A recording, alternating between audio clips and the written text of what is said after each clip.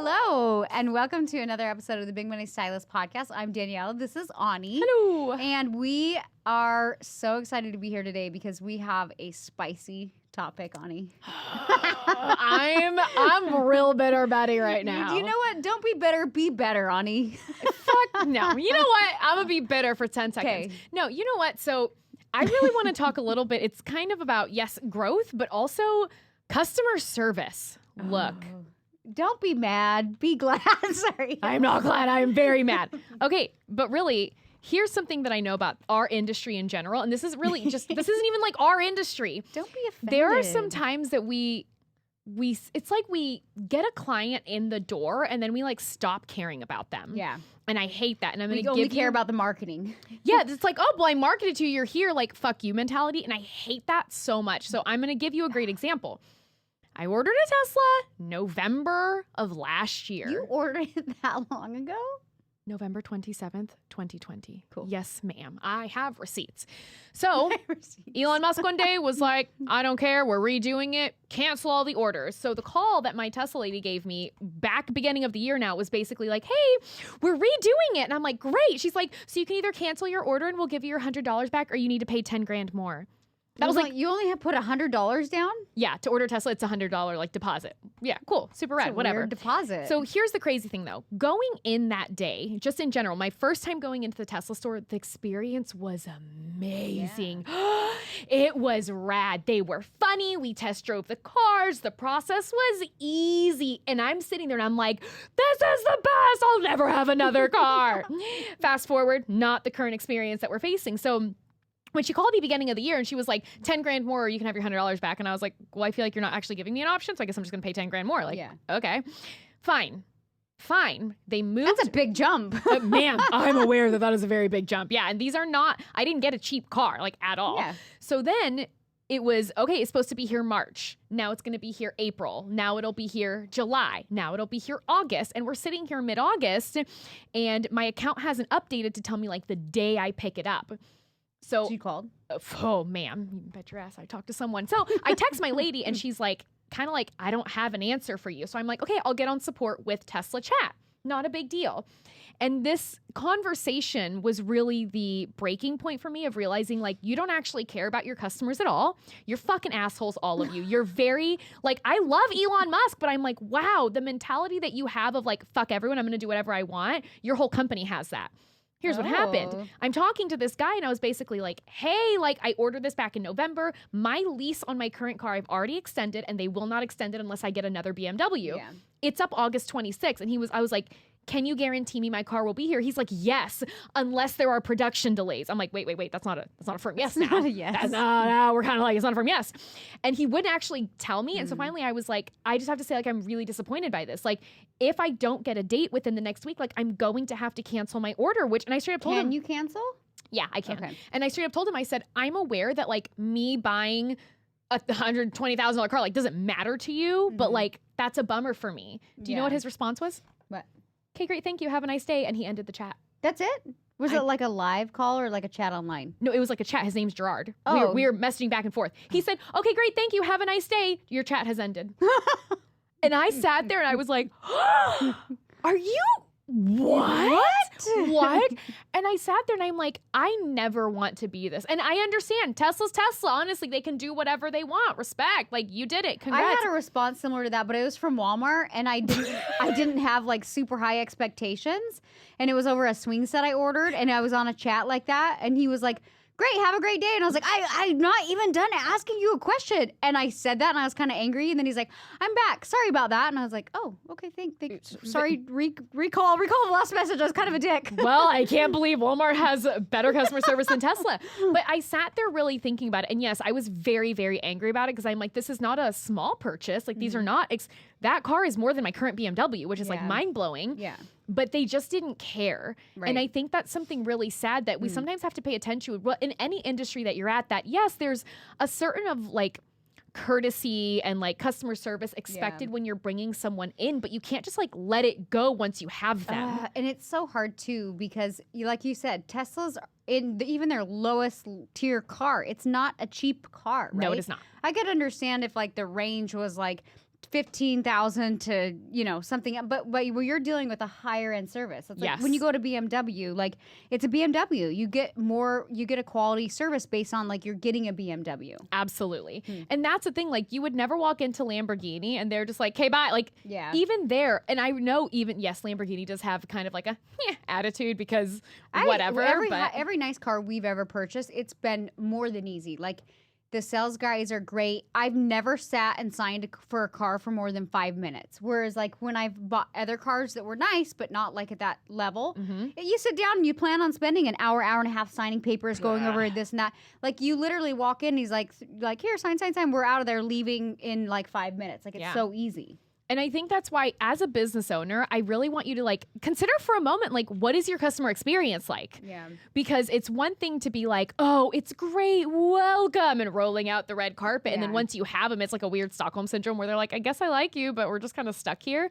And that goes for anything. Like even, you know, while we're an extension company, we're an event company. Right. And with that, there's a certain level that's expected with our events. I remember when social media, this was like back when we were doing events at Surf and Sand. Oh, yeah. And I mean, when was that? 2018? 18, yep. So it wasn't too long ago, but I felt like more artists were starting to get huge social media followings. And I saw kind of our industry turning into the sense of like, whatever, like I can just remarket, like, bye Karen. I'm like, is she a Karen or are you a Karen? Yes. Like, honestly, like, I'm like, yeah, you're a good artist, but you're kind of a dick. Like your client came in, you're charging these premium prices, but you're running late. You don't care. You have an assembly line of clients. You bought them lunch. Who the fuck cares? Like, we're losing that personal experience, and the hairdressers have always been known for. And it's like going into a really, really nice hotel. I always use this parable because it's like, you don't think like the Montage is a big hotel, but they know you by name. They know it's your birthday. They know it's your anniversary. When you book the reservation, they ask you if it's for a special occasion, right?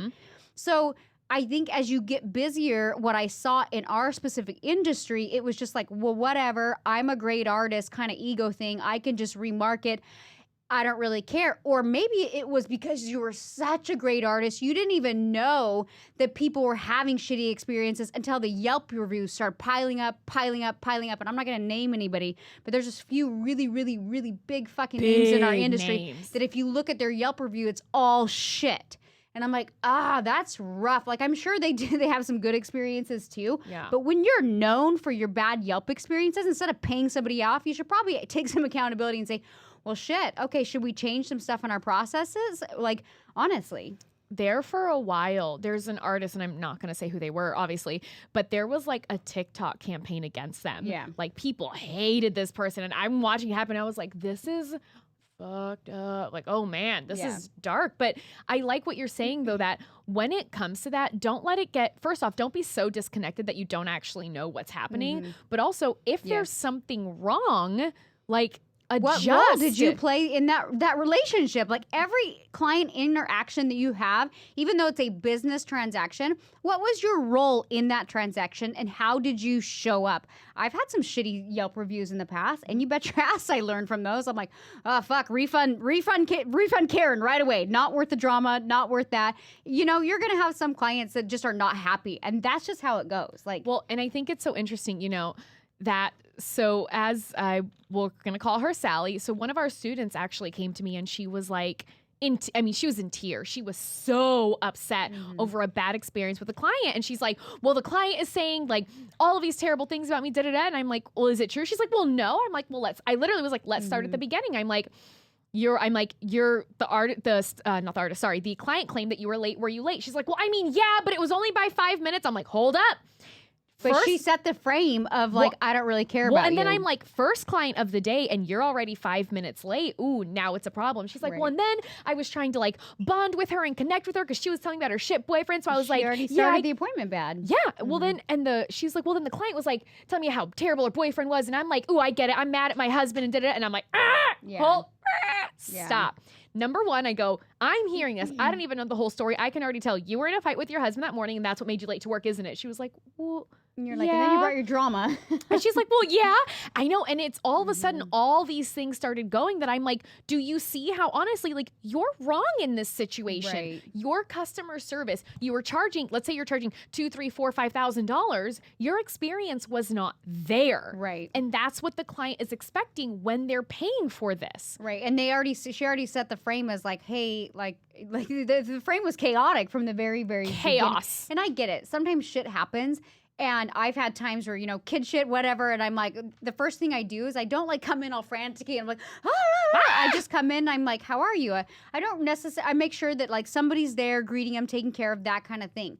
But honestly, in every situation where I've had and the client didn't like their experience, I have to say like, okay, how did I show up specifically that day? How was I dressed? How did I greet them? Or even like, was my receptionist there to greet them? Like what went on? And sometimes it's a perfect storm. I'm not gonna lie. Sometimes it's like you just got in a fight with your husband or boyfriend or cat or dog or whatever. Then there's a fucking accident on the way to work. It happens. And then even maybe the client comes in and she's already pissed off because she's gone to 15 stylists and she's looking for you to be her savior. And then it's just like, like it's just a bad combination. Oh, it sucks. And like, sometimes that unfortunately does happen. But even then, like, what is your protocol when, say, if you have, I keep calling her Karen, but whether you're the Karen or you have a Karen in your chair, what is the protocol if somebody comes to you and they're like, I hate my hair, this and this and this? Are you like, screw you? Like, screw you? Like, or are you like she is crazy, but also like, you know what? I shouldn't have taken her on as a client. Like, she had 75 different other extensions of her hair. Like, she had unrealistic expectations. It's like all these little red flags that we saw, but we already came into work feeling kind of frustrated. And we're just like, oh, bitch, let's just get this started. Well, and I think it's so easy in any situation to be like, well, she was a Karen. She was the worst. Right. She was so mad. But I'll say this. There are instances where I have not been happy. And like, even as an example, whenever my boyfriend and I, we were out of town in Mexico and we hired like a dog nanny from this company and she had her boyfriend over, her dog over, I lost my goddamn shit. That was bad. You want to see me freak out? That's mess like with not my even dogs. Professional. No. And so her and I had words and it was not good. Like, that's probably the most rude I've ever been to someone. But then the company like almost started to back her and they were like, well, we're not really going to refund you. And I was like, I can bet you're going to be on the phone with me. And I did. And I got on and I was very stern. I was not happy. I did not yell. But I'm sure in that moment, because they gave me two different people, and the first woman despised me. The second guy, he started off the conversation with like, what happened? And then he goes, if I were you, I would be angry too. I totally understand. Right. That took me from like a level 12 down to like a 6. I'm still mad, but I'm a 6 now. But even in situations like that, I know that first woman was like, fuck her. What a bitch. But no.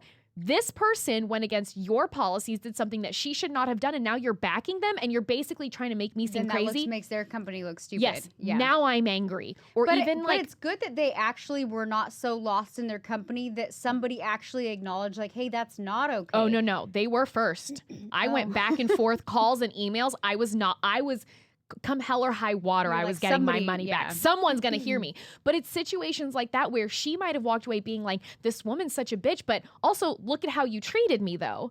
And that sometimes that we don't really realize that the way we react, the way that we speak, the way that we treat someone, like we're almost like eliciting that negative response from them. That happened to me with Apple once. See, now I sound crazy, but it takes a lot for me to get mad. Like my phone broke. Or something happened. Oh, it was still under warranty and it broke. And they're like, you need to buy Apple Care. I'm like, no. I'm in like under a month. And they're like, yeah, you need to buy it. I'm like, I'm not buying that. Like, who do I need to talk to? Like, literally. And then to the point where I go, look, I'm not trying to be a bitch here, but I'm getting really frustrated right now. And she was like, oh yeah, we can totally fix it. Like, so it's just crazy that sometimes I think it's really easy for us to put the blame on someone else and be like, well, she's crazy. She's unreasonable. It is you sometimes. I think too, people do that because they want to avoid hard conversations or they want to avoid conflict. They're like, oh, she's just crazy. And they just want to like tuck it under the rug and hope it goes away. But unfortunately it doesn't. And then it just ends up in a bad Yelp review. Like even if you end up refunding that person or whatever it is, at least you've like calmed them down to where they're like, oh, fuck it. Like I'm never going to go there again. And you're like, like, I don't really want to work with you anymore. But at least it doesn't like make the situation worse. And then it's like, okay, I learned something. I need to add this to my contract. Or, hey, I saw all these red flags. Even though I booked her and I had a phone consultation or an in-person consultation, I saw all these red flags when she sat in my chair, and I should have said, hey, I don't think this is a great fit, and given her deposit back. Whatever it is, sometimes it's just we avoid those hard conversations and hope they go away. And you can't grow as a business owner or individual if you don't learn how to have those conversations. Well, and I had to say one more thing. Yeah. I was thinking too, like extensions. So when I first got in this industry, people would always say, because I always wanted to learn how to do extensions, and people would be like, oh, those extension clients, they're so high maintenance. It was so talked down upon, like, oh, they're so high maintenance. Like, you don't want to do that. You just want to do the art. Don't do extensions. Like, you just want to do color in this. Like, don't bother with those clients. And I'm like, okay, well, these clients are going to be paying me like a lot more money. Even at the time when I wasn't charging a ton, it was still more than I would make with the color. And I'm like, yeah. Plus, I was one of those clients. I wanted extensions. So I was like, listen, like, so I always teach my artists, and this is what we teach in classes to this day. We're like, listen, this is not a $200 color client. This is a $1,000, $2,000, $3,000 client. They should be treated a little bit different than your color client because they're investing more in you and your services. Mm-hmm. And yes, extension clients are more high maintenance. That's why they're willing to pay in the thousands of dollars for their hair. So the biggest thing we teach our artists is like, hey, if they come to you with a problem, sometimes you have to have hard conversations and not just assume that your client's crazy and she's not a good fit. You always want to approach a client like, okay, problem solving. Let's better educate the clients, because if you do that, they'll be a long-time client forever. And not only that, they'll give you referrals. And I can tell you as somebody, yes, I'm high maintenance. I'm like a very nice person, but I'm fucking high maintenance. But I can tell you, I don't ever want to feel uncomfortable, whether it's getting my nails done or my hair done or my whatever it is. I never want to feel uncomfortable communicating what I want because I'm paying top dollar for it. Mm-hmm. So that's like something that I'm like, hey, if you're going to offer hair extensions or a high-end service, don't just like write that person off as crazy. Like you'll become a better artist if you actually learn how to communicate and educate your clients better. Well, and I also think it's a stop trying to be right. Yeah.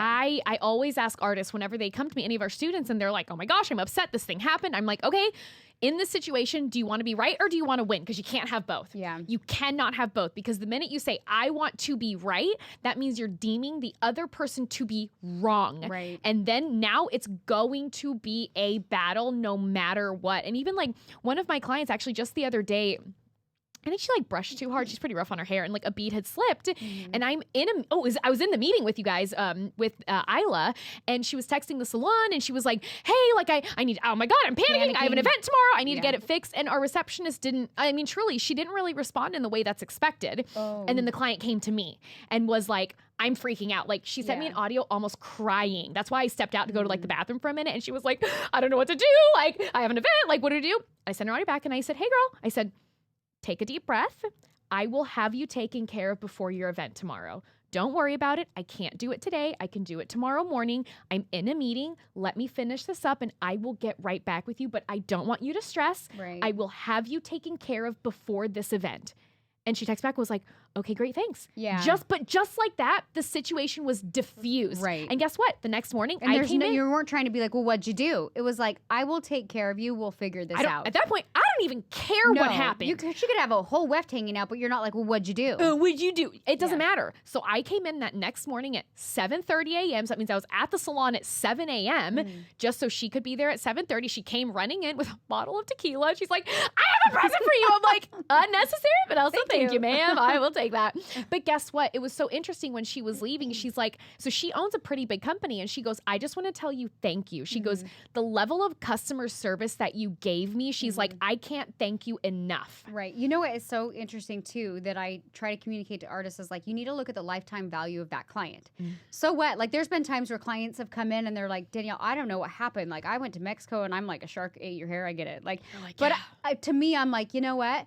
And I'll kind of tell them, I'm like, Kate, well, here's what happened. Here's what we need to prevent. Like, to me, if it's like a really good client and their lifetime value with me is super high, I'm like, hey, I'm going to give you half new hair because like that sucks. You know what I mean? Bummer. So sometimes you have to like, ask yourself, like, what if you're going to dismiss a client who's been with you for years because of your fucking ego or whatever it is, and you're like, I'm not getting, that's not a bad batch, because we hear that a lot in our industry. It's like, it's a bad batch, and you're like, hairstylists, like, we're like, I don't know if there is such a thing as a bad batch. I'm sure there is, yeah. But I also am like, okay, well, tell me what happened. But I just think it's important to remember, like, okay, how much is this client worth? And sometimes when you look at it on that perspective, you're kind of like, oh, okay. And I think like that whole churn and burn thing of like, oh, I can just remarket and get more people in the door. Like, honestly, like you don't really learn, and you kind of become the Walmart. Well, and then I know a lot of artists, sometimes it's because I do understand with marketing, there's like the hard to get, like, you don't want to be too easy. A client should never be able to text you and be like, can I get in right now? And you're like, yes, please come right now. I'll meet you outside. You don't want that. But sometimes I think artists need boundaries. Yeah. But sometimes I think artists play like too hard to get, where then they're actually making it difficult for the client to either get in or have something adjusted, something like that. And guys, ease sells. And I'll give a perfect example. So once again, Tesla's dead to me. Not really. I actually still really like their cars, but I'm down to 17 days before I have to get rid of my current car. So guess what I did? Went online, because I have a BMW currently. I looked online. I'm like, I either want this one, the X4, or the X6. I was like, never even drove the X6, but I like it. I want it. So I literally looked online. No place around here has them at all. But one in Encinitas said we're getting two. So I called and I said 17 to 18 days. 17 days until I don't have my M4 anymore. My lease is up, girl, and I already extended it by 2 months because of Tesla, and now I can't. So, but even with that, I called and I'm like, hey, do you guys have any of these coming in? And he said, you know what? Let me check. And he looked online. He said, we have 2 that are currently in production being made. Like, they're that new. And I was like, I want that one. And he's like, okay, it's this color. He's like, this is the price. I'm like, great. He goes, how much money do you want to put down? How many miles do you want a year? And how long do you want it for? I'm like, this. He goes, great. I already sent you the contract through your email. Go ahead and circle what you want. I'm like, done. What else do you need? He's like, driver's license, insurance. So I'm like, an X5? X6. Oh, okay. I'll show you as a real rotary. But then, like, it was that easy. He goes, I need your driver's license, your insurance. I'm like, here you go. I go, what else? He goes, nothing. We'll call you tomorrow to get your deposit down. I'm like, great, cool, bye. And then I watched a movie. Yeah, because they want your business again. Fuck yeah. But that's the thing. It was quick. It was easy. And the customer service that he gave me, and that's, you're right. It was stress-free. When you're busy and you value your time, that is like people that get nice cars, get nice clothes, get nice whatever. They know your time is the most valuable thing. So if they can give you an amazing product and make it stress-free, you're like, great. Where do I sign? And you also trust them. You trust them that they're not going to like finagle the price, or you have to check every little thing on the contract. You're like, I know you're going to charge me like what you say you're going to charge me, and you want my business. So like, here we go. And that's the thing. You really want to take a look at your customer service and think, are you making it easy to come sit in your chair? Now, I'll say with DKW, yes, we still have applications, we have consultations, but that's because our services are $3,000 to $6,000. It's not $100 color. And the same with even BMW. That service was so phenomenal that I sat there and I was like, this is why I went to you guys in the first place, because I loved this. Yeah, it's worth paying the little bit of extra. Yeah, well, I mean, it's pretty much about the same at this point. But I mean, it's still like great. So I really want you guys to think about like, what are you, number one, are you taking accountability inside of your customer service? And are you really providing a service that reflects the money that you're charging? And I will say, like, we hear this a lot in our industry, like, charge for your experience, not your time, which I 100% agree. Like, if you're a phenomenal artist, like, you can't be charging what you did in your first few years of doing hair. Like, there's a reason we have a price increase. But if you have a price increase, make sure that your service matches your art. Make sure that is keeping up to par with your price increase or whatever you're doing, because otherwise, I don't know. I would rather not. I don't care how good you are at the art. If I go to somebody who seems like they don't care about me, there's a lot of good artists out there, and I will just move on until I find somebody who, I'm not saying we have to be best friends, but I have to know that you actually care, and I have to have a good experience with my appointment, and I have to have phenomenal art. And with so much on social media, like we say this all the time, you cannot be just a phenomenal artist anymore. And that goes with creating a great experience for your clients, and also taking accountability that if something goes sideways, how did you show up in that relationship, and how can you course correct along the way? Yeah, and it's just such a great point. Like the same thing I said with the car.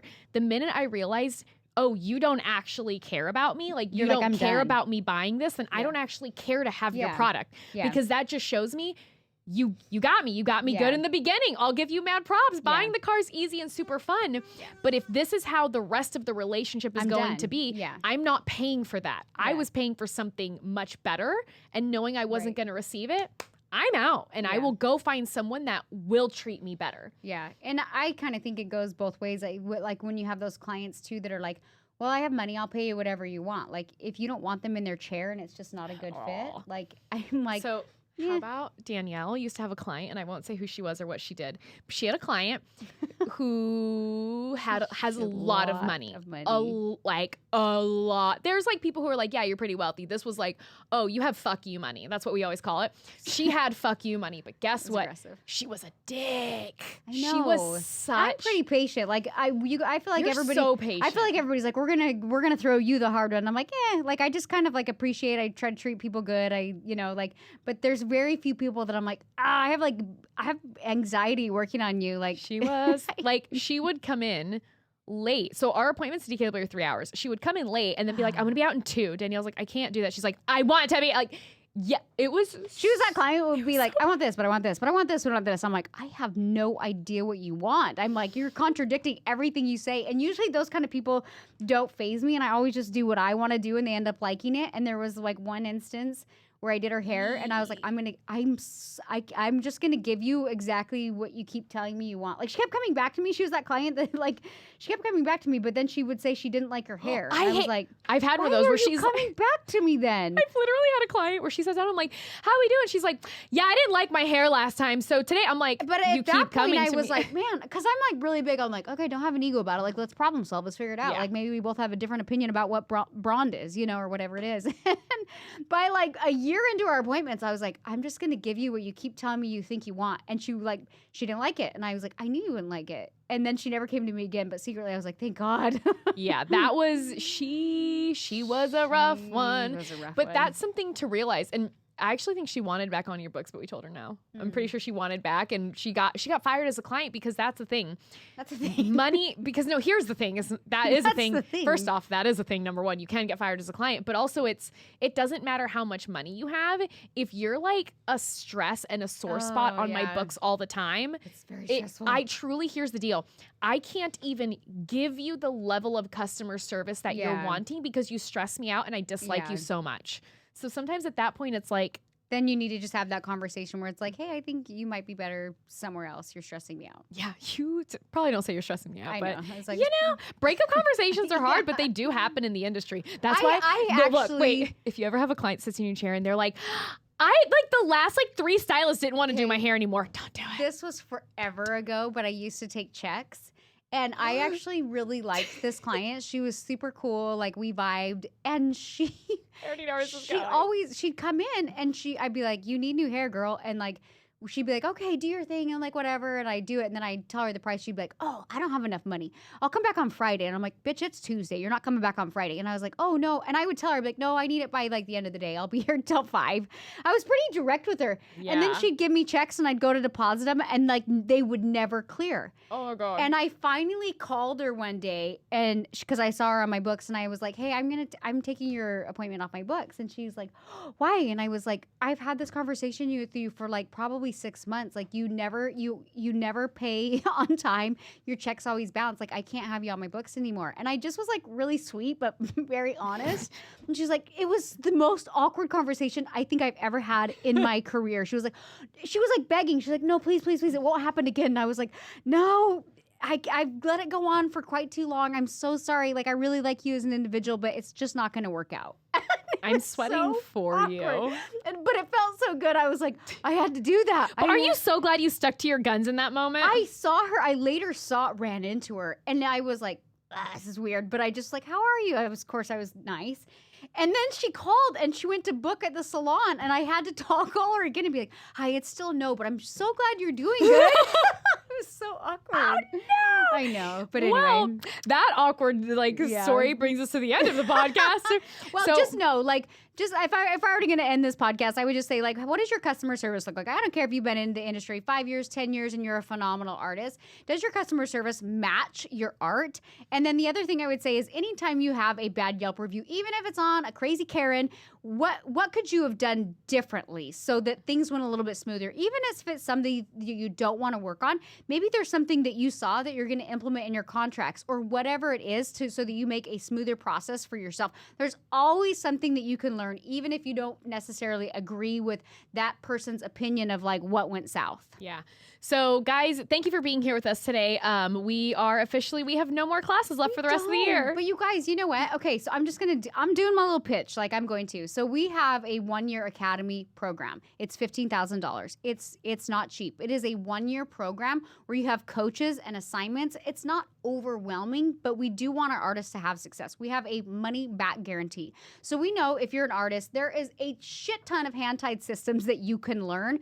If you want to be a part of the academy, this is such a phenomenal program, and it's the only thing that we have that's open enrollment. Because our classes, every time we launch them, people are like, sold out, sold out, sold out. We've had students they're like, oh, I kept trying to get into your education. It kept selling out. They're like, I waited 3 years and I finally got in.